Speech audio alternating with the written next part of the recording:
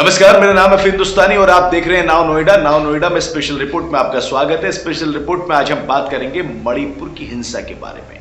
आपको पूरी हम इसकी कहानी बताएंगे, कहां से शुरू हुई, कैसे चल रही है, महिलाओं पे जो प्रहार हो रहे हैं वो कैसे हो रहे हैं और ये कौन से समुदाय हैं जो आपस में लड़ रहे हैं। पूरी कहानी आज हम स्पेशल रिपोर्ट के जरिए आपको बताएंगे।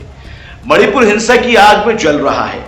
आज भी मणिपुर में दो समुदाय मैतेई और कुकी के बीच हिंसक झड़प दिखाई दे रही है। वहीं बीते दिनों की अगर बात करें तो कुकी समुदाय की दो महिलाओं को मैतेई समुदाय के पुरुषों ने नग्न अवस्था में परेड करवाई थी, जिसके बाद पूरे देश में गुस्सा जो है वो फूट गया था। गुस्सा तमाम चारों तरफ देखा गया था। सोशल मीडिया पर लोगों ने कई तरह की प्रतिक्रियाएं दी थी। अब इस रिपोर्ट की हम पहले शुरुआत करें, उससे पहले जरा ये स्टेप बाय स्टेप चलेंगे और सबसे पहले जान लेते कि मणिपुर कहां है और वहां कौन लोग रहते हैं। दरअसल मणिपुर भारत के पूर्वोत्तर में स्थित एक राज्य है। भारत के पूर्वोत्तर के राज्यों में 7 सिस्टर्स या 7 बहनें भी कहा जाता है। मणिपुर की सीमा म्यांमार से लगती है।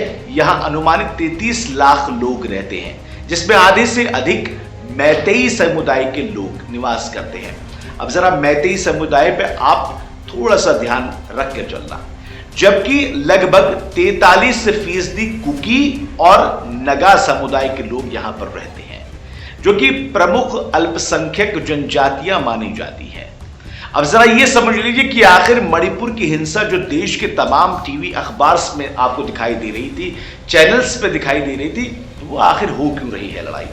मणिपुर में इस साल मई में 2 समुदाय, बहुसंख्यक मैतेई और अल्पसंख्यक कुकी के बीच में हिंसक झड़प देखने को मिली थी। इस हिंसा में अब तक कम से कम 130 लोग मारे गए हैं और 400 लोग घायल हुए हैं। हिंसा को रोकने के लिए सेना, अर्धसैनिक बलों और पुलिस के संघर्ष के कारण 60,000 से अधिक लोगों को अपने घरों से दूसरी जगह पर जाने के लिए मजबूर होना पड़ा है। इन झड़पों के दौरान दोनों समुदायों ने कई जगहों पर तोड़फोड़ की और कई पुलिस थानों से हथियार भी लूट लिए। हिंसक झड़प के दौरान सैकड़ों चर्च और 1 दर्जन से अधिक मंदिर भी तोड़ दिए गए और कई गांवों को आग के हवाले कर दिया गया। यह झड़प लगातार चल रही है, अभी तक नहीं रुकी है। दोनों समुदाय एक दूसरे के सामने हैं। अब जरा यह सुन लीजिए कि मणिपुर में हिंसक झड़प की शुरुआत जो हुई वो कैसे हुई।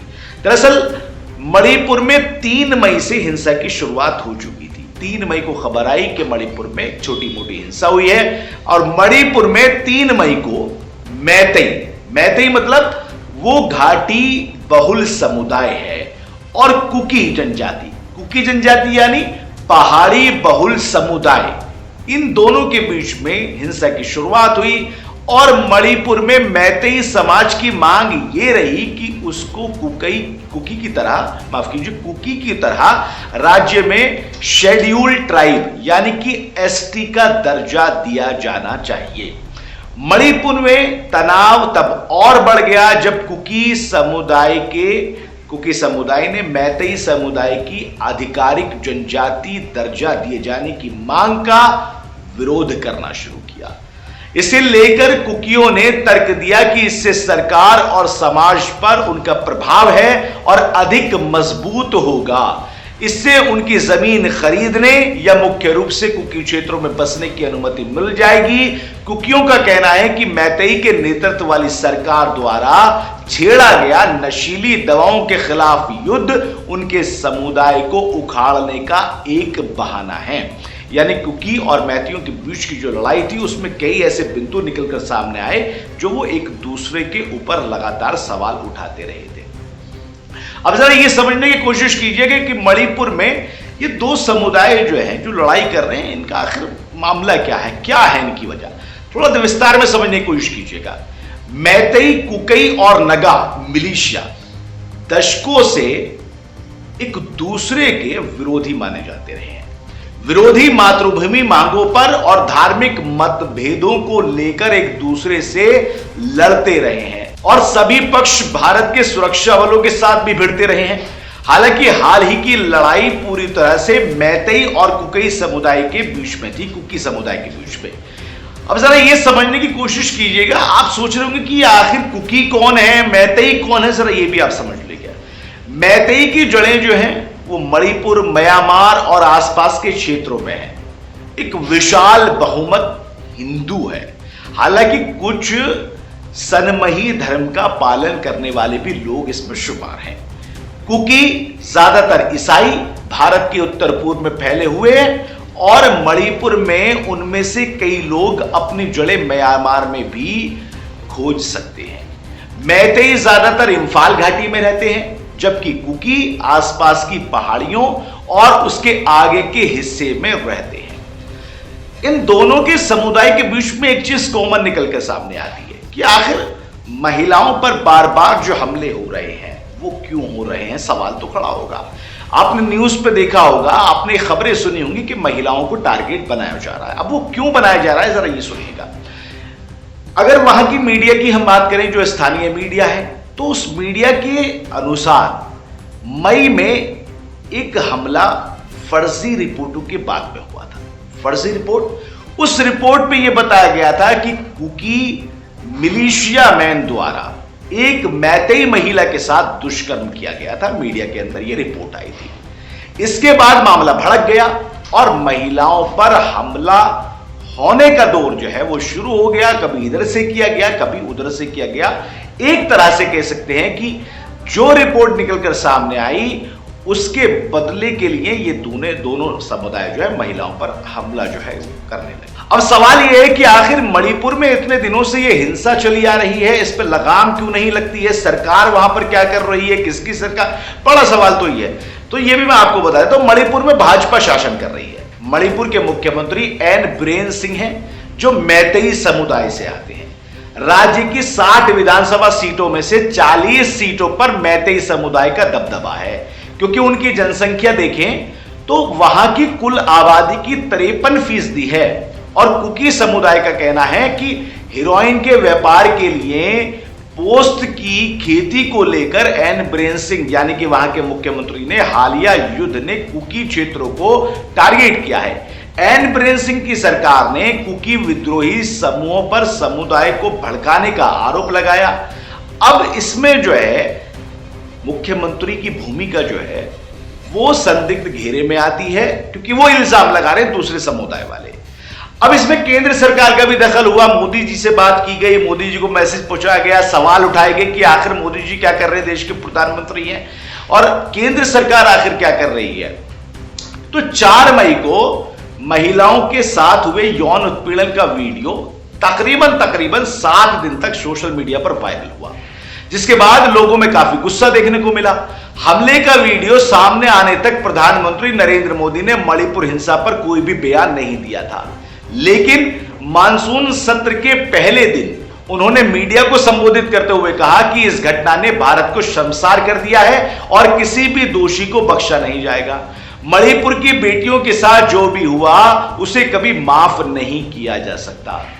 अब आगे की अगर हम बात करें तो कई भारतीय ये पूछ रहे हैं कि मणिपुर की वर्तमान स्थिति पर सार्वजनिक रूप से टिप्पणी करने में उन्हें इतना वक्त क्यों लग गया, देश के प्रधानमंत्री ने इतना वक्त आखिर क्यों लिया। भारत सरकार ने हिंसा के दौर को रोकने का प्रयास में क्षेत्र में 40,000 सैनिकों, अर्धसैनिक बलों और पुलिस को तैनात किया है।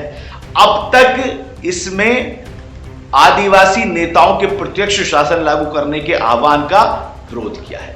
हालांकि हिंसा फैलती जा रही है और अधिक से अधिक ग्रामीणों को उनके घरों को छोड़ना पड़ रहा है।